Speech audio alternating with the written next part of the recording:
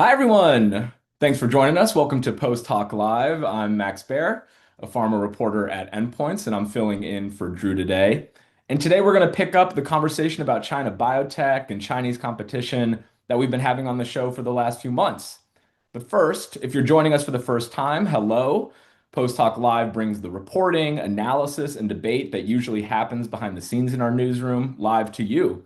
If you're joining us on YouTube and you're not already following us, please hit the subscribe button below our feed to get alerts about future live streams.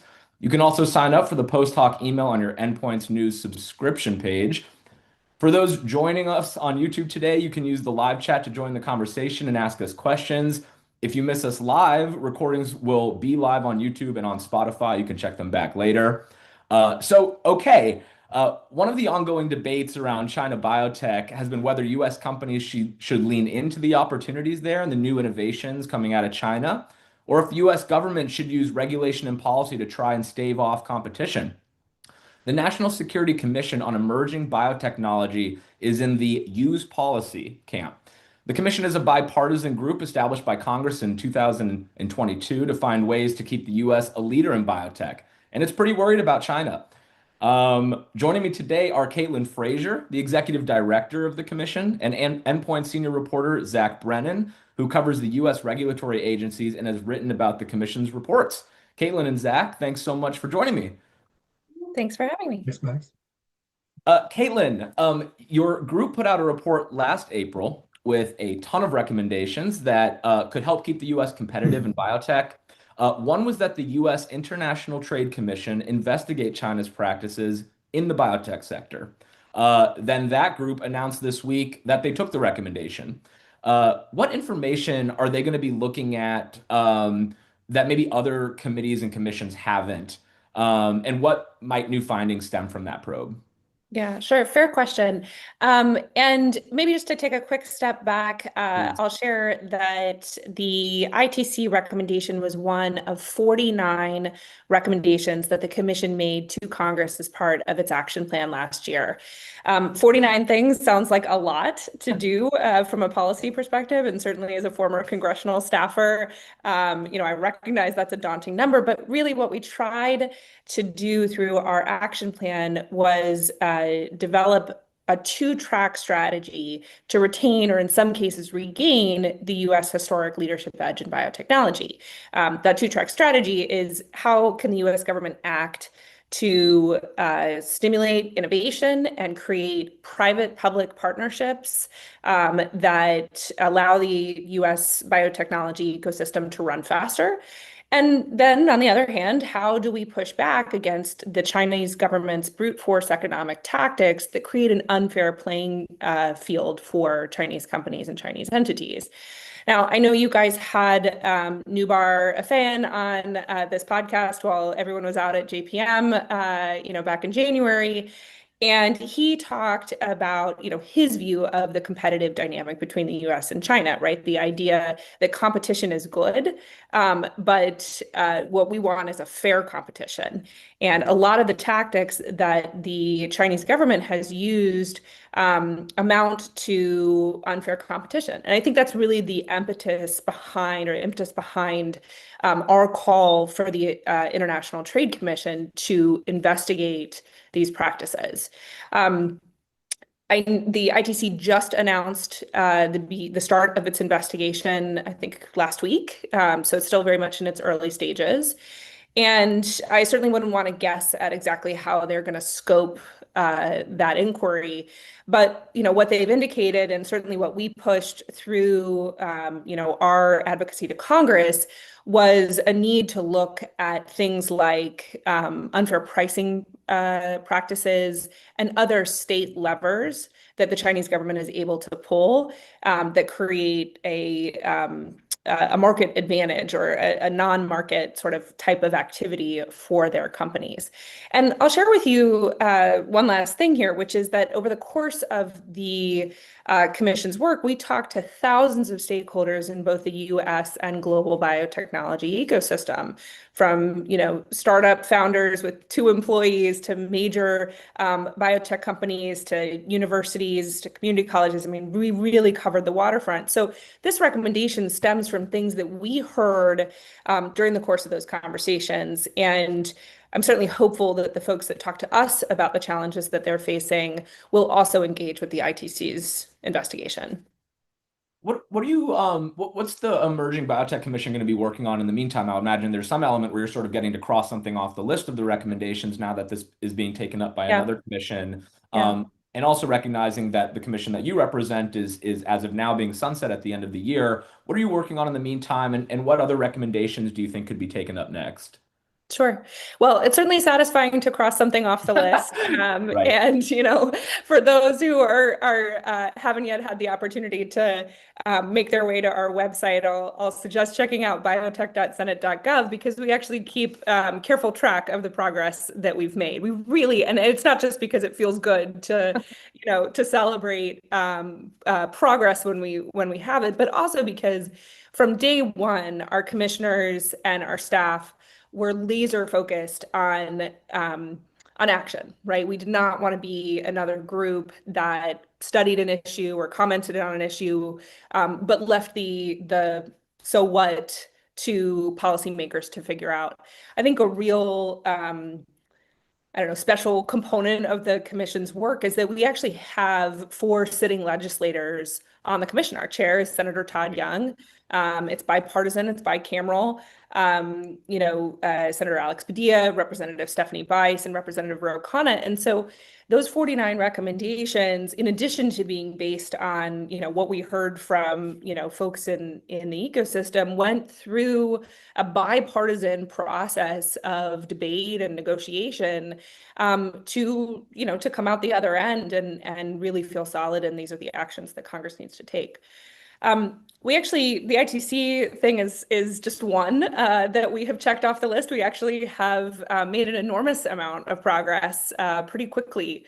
I think Washington sometimes gets a bad rap for moving too slowly, and that sometimes is fair. But in this case, Congress really rose to the opportunity that the commission's report provided, and we've already got half of our legislative recommendations moving forward. So to directly answer your question, we've got 48 other things, well, not 40, 20 something other things still left to push on, and we're going to run through the tape at the end of this year. And I guess so on top of the legislative recommendations, you guys also had a report out last month with some recommendations for the FDA that they could potentially do without the input of Congress. I guess, can you talk a little bit about that? I know we've seen a lot of companies moving into China for more phase 1 trials. Obviously, the cost of doing business is significantly cheaper in China, particularly when it comes to manufacturing. So I guess maybe, are there certain things that you guys are recommending that the FDA might be able to do to kind of make the US more competitive?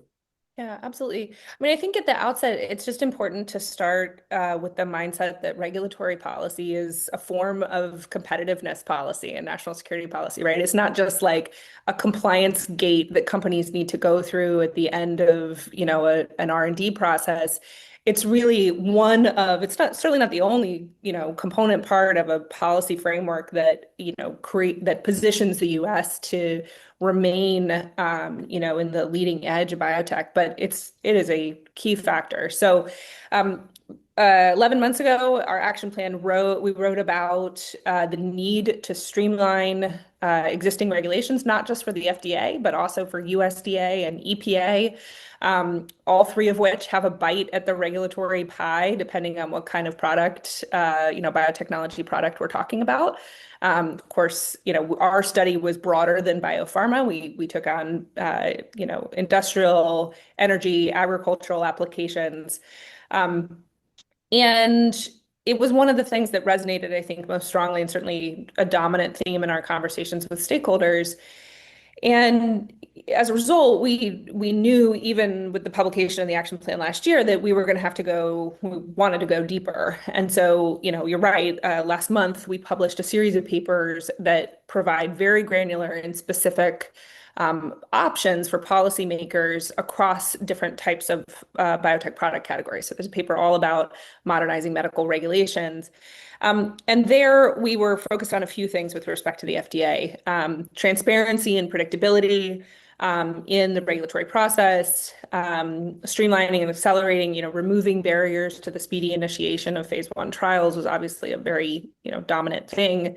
And then also the human capital and technological tools that regulators need to meet, if we think there's going to be a significant rise in demand for regulation, consideration or risk assessment of new novel products of biotechnology. Like, how do we get our regulators ready for that?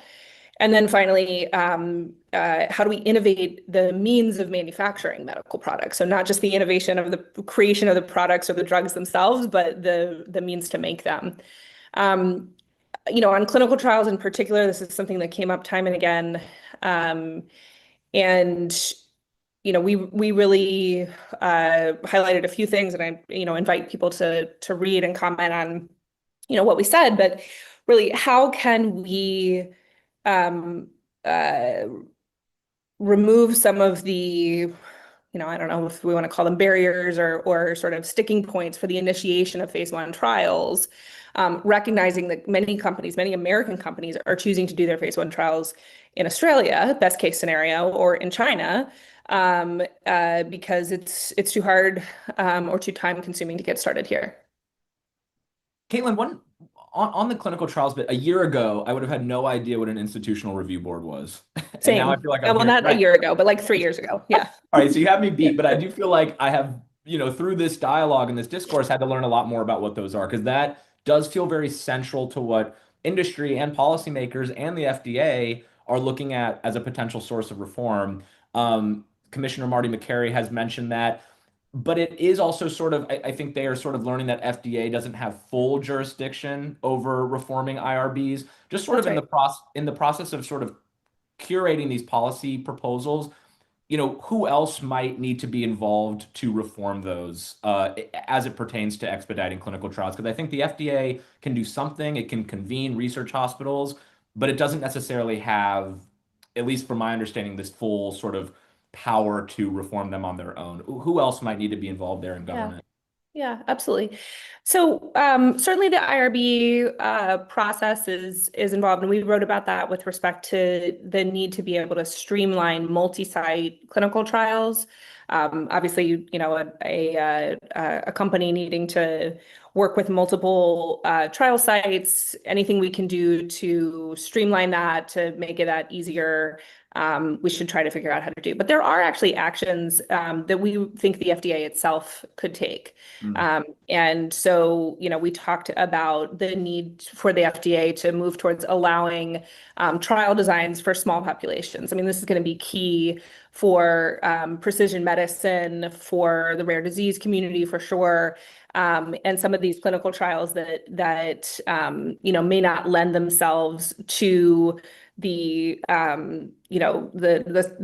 sort of standard trial design that we've adopted in the past.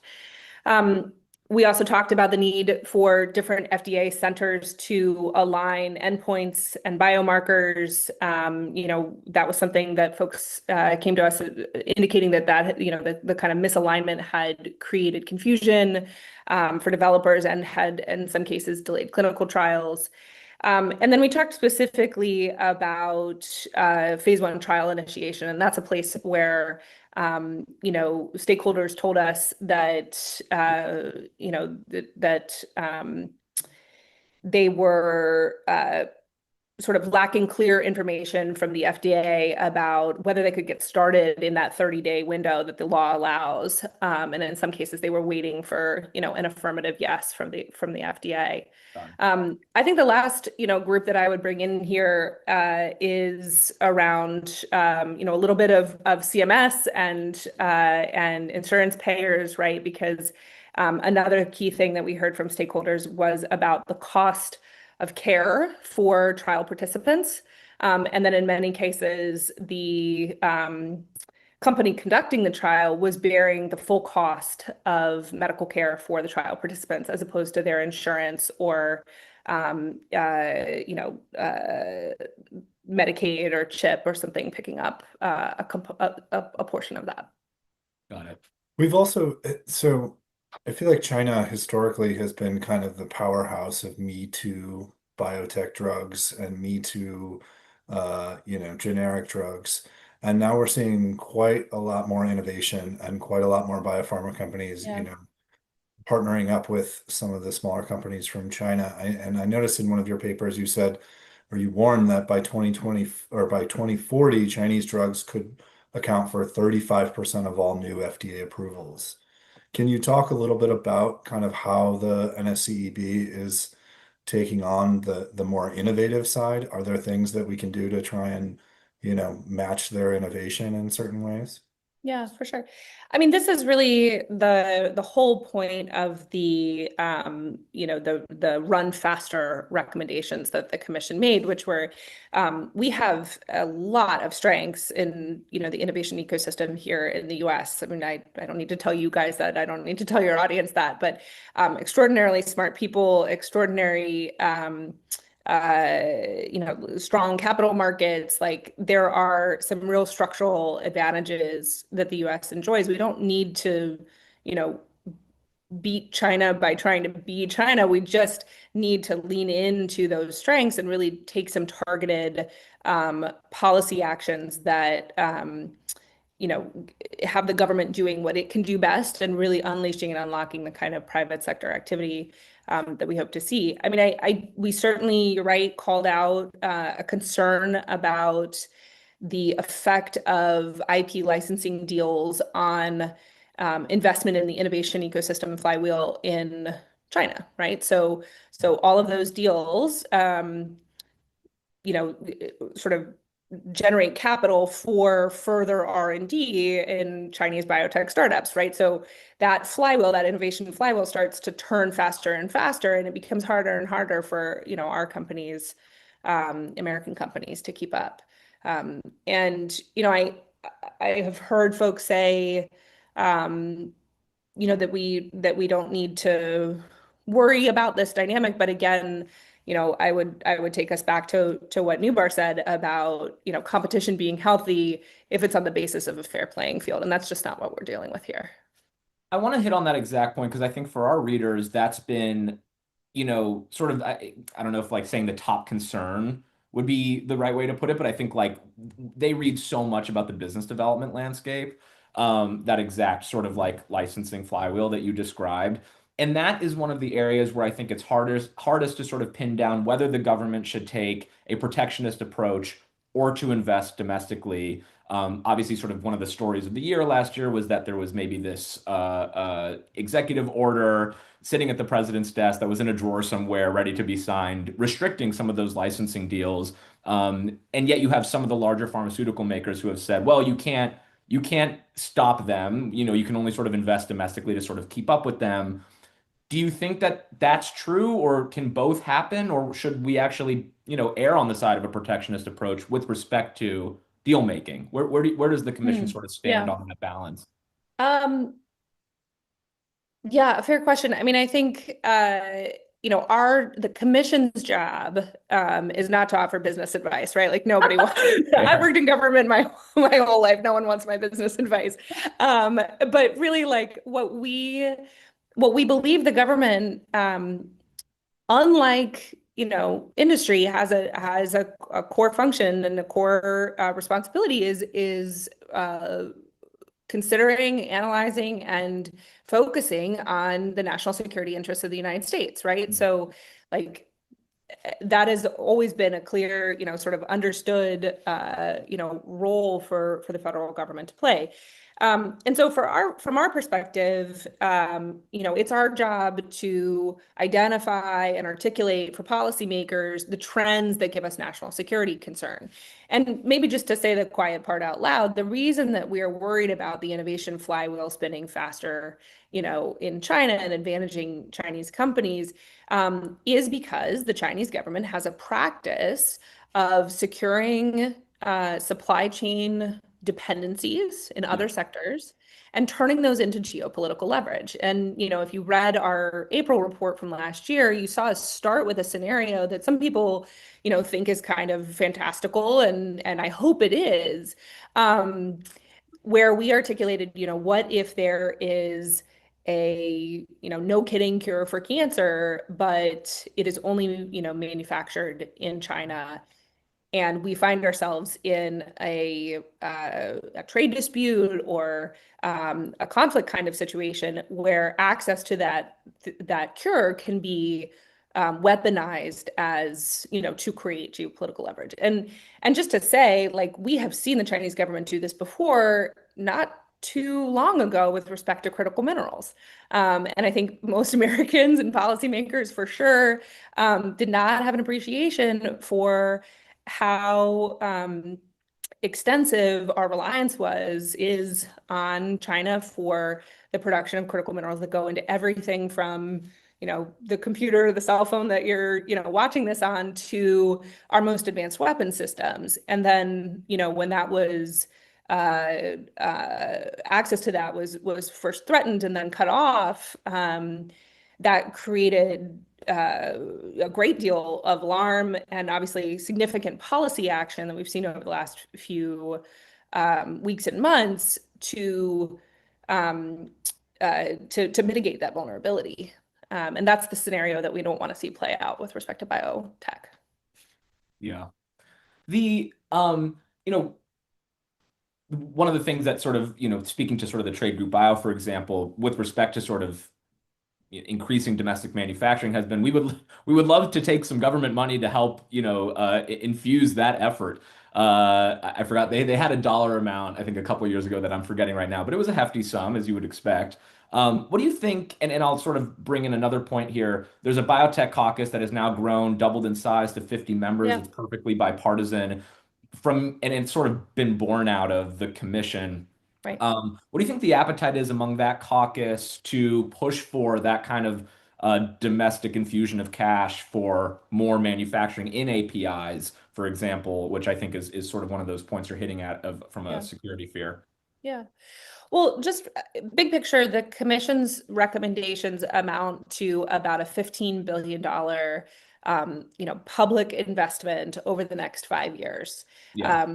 And if you think about that in the context of something like the CHIPS and Science Act, which was a lot more money, what we're really calling for is a targeted investment now so that we don't need to make a much more, significant sort of emergency investment in the future to claw back this technology that we currently, lead on. And I think that is a message that has seen, bipartisan resonance on the Hill.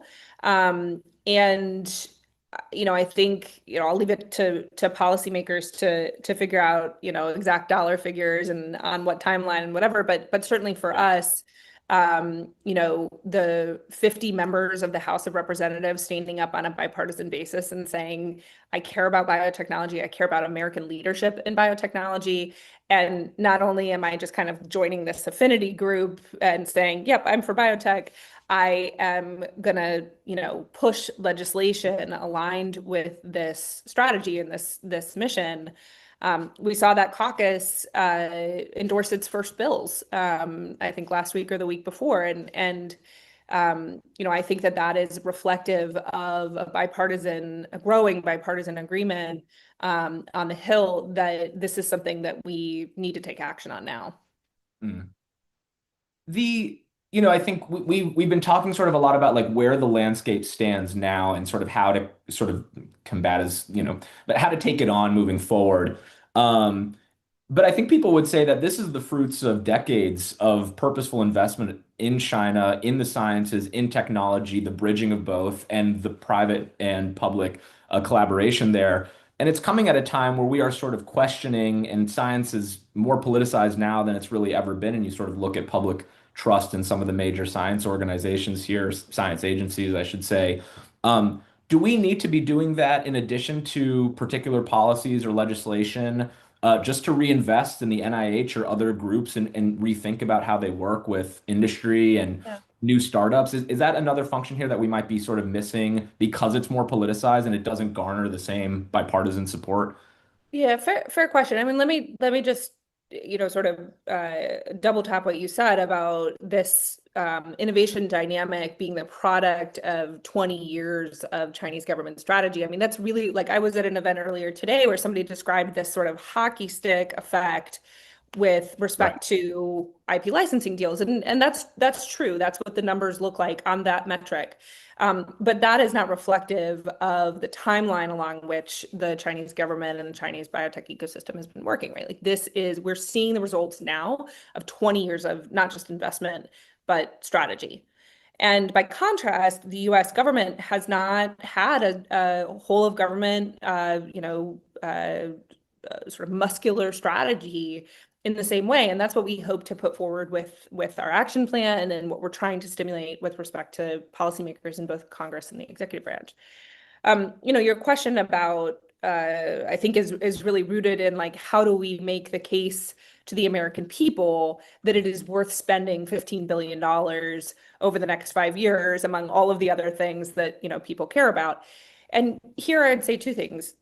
One, we have at the commission this concept of bioliteracy, which I think we've talked, quite a bit about before. And really that is the idea that all of us, whether we are in, biotech or biotech adjacent jobs, or just as consumers, need to raise our level of sort of basic understanding of how this technology works, what it is, what it isn't, what it can offer us across economic sectors. And that's not just, the traditional, like, we want to inspire kids to go into STEM careers. We do, yes, that. But also because, like, sitting here right now, I can see 5 computers. And I don't want to talk about it. Yeah. And the point is that, like, I don't know how to build an iPhone. I am not particularly interested to know how the inner workings of it work, but I do need to know as a consumer how to use it safely.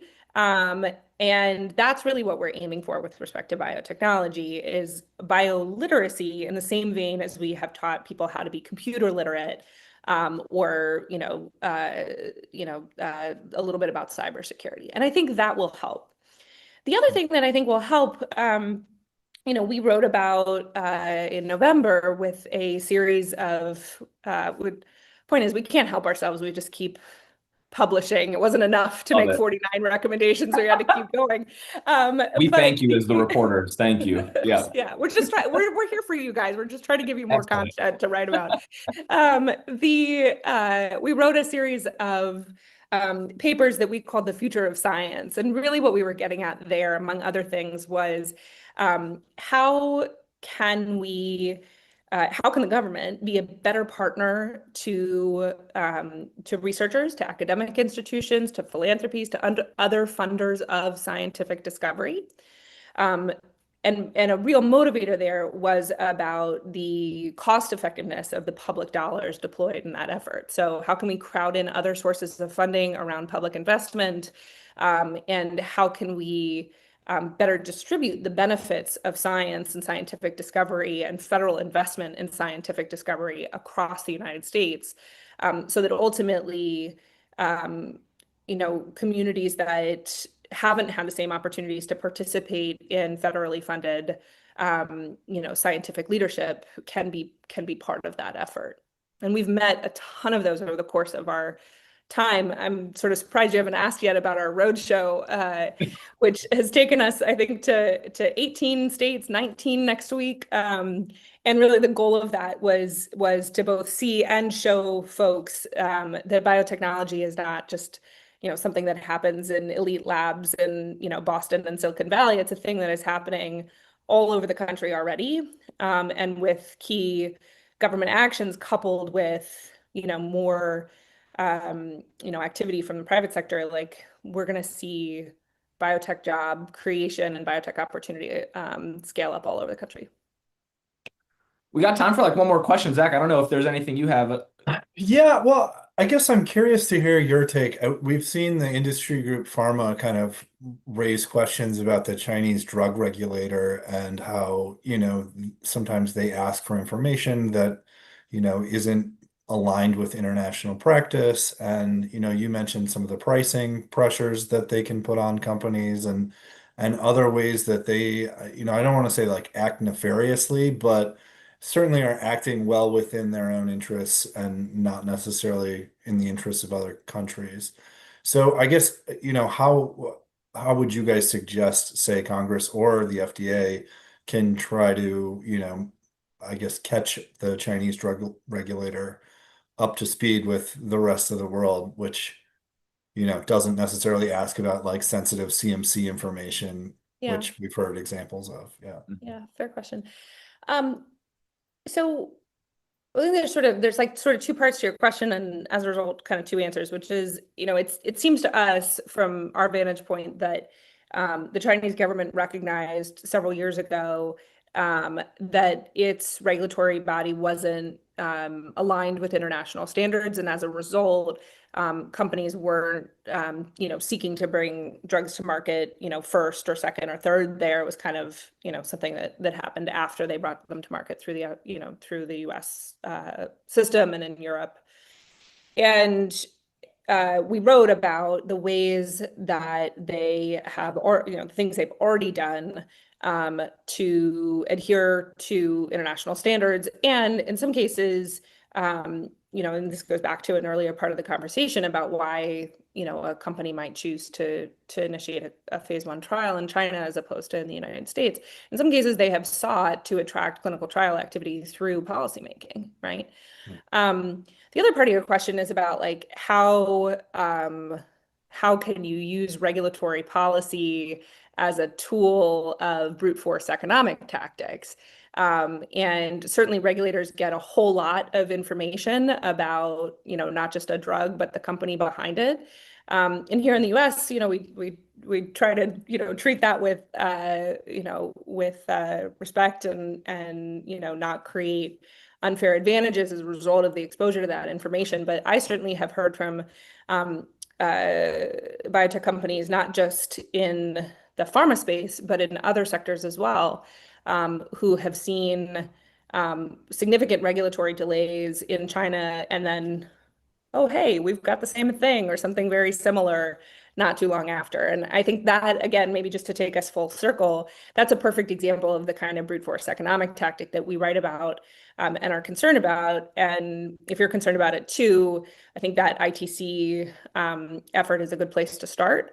But we also talk about, things like the, need to protect U.S. biological data and start to treat our biodata as a strategic national resource. And we have some ideas about things like outbound investment screening and other and supply chain disclosures and other efforts that could push back against some of those tactics. I feel like that's a perfect way to end. And to your point, really kind of like summarizes and gives a perfect example of sort of what you are trying to address. Caitlin, thank you so much for joining us. Zach, thank you for joining as well. That is all the time that we have for today. Thanks for joining us. We'll be following the China story closely as always, and you can keep up with our coverage at Endpoints News or by subscribing to our newsletters. The recording of this conversation is on YouTube and the audio will be up on Spotify. If you've already signed up for our post hoc newsletter, you'll get notifications when we have a new broadcast coming up. If you are not signed up, head over to endpoints.news. Then in the top right-hand corner, hit the reader profile link, then preferences, and click to activate post hoc. You can also follow us on X, LinkedIn, YouTube, Spotify, Apple Podcasts, and Blue Sky by searching Endpoints News. A huge thanks to our producer, Nicole Wetzman, and our engineer, Dalen Turk. I hope everyone has a wonderful weekend, and we'll see you next time. See ya.